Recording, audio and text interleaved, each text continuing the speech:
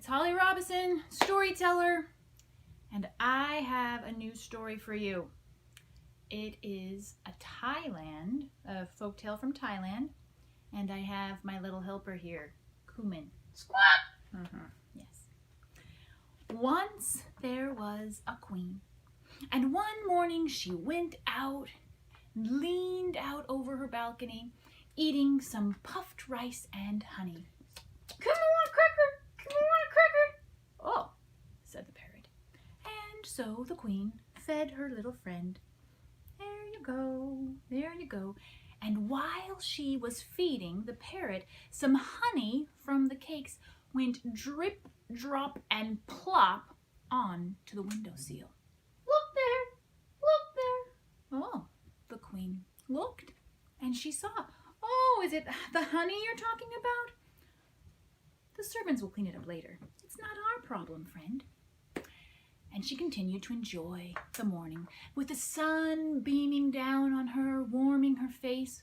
But the sun was also warming that drop of honey, and it slipped across the windowsill and went drip, drop, and plop right onto the ground below, attracting many flies. Look there! Look there! Said Kumin. And the queen looked. "Oh, do you mean all the flies that have gathered?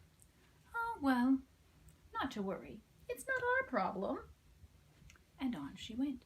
But while she was there enjoying the morning, the honey and the flies attracted a gecko that slid out from under the palace walls and began eating the flies. Around the corner came a cat and pounced on the gecko. And then from across the street came a dog that pounced on the cat, and they began mauling each other.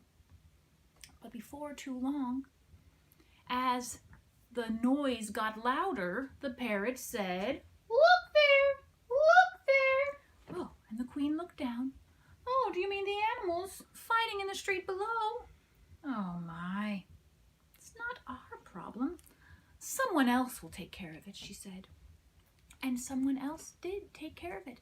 The tailor came out of his shop and realized that his cat was being mauled by the dog, the cobbler's dog. And the cobbler came out of his shop and realized that the tailor was using his broom to beat on the dog.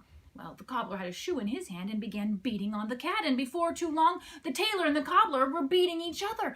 And then the passers-by, well, some of them were friends of the tailor, and some of them were friends of the cobbler, and they joined in the fight.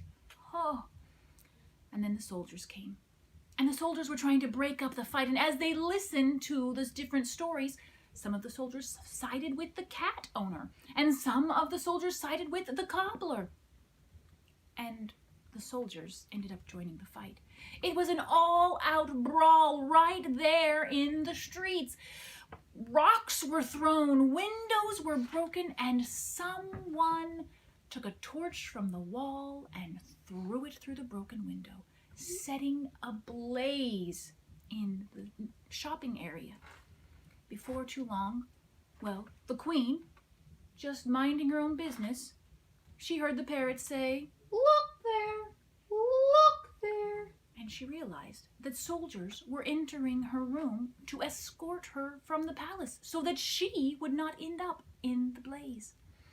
And later that afternoon, as the queen and Kumin were walking, surveying the ashen ruins in the street, she walked under the balcony where she had been sitting just that morning. She saw the puddle on the ground and realized it was honey. "Perhaps," she said to Kumin, "perhaps that drop of honey was our problem." Our problem! Our problem! And she never said the phrase, "not our problem," again. What other stories do you want to hear? Because there will be more. More! More! See you later.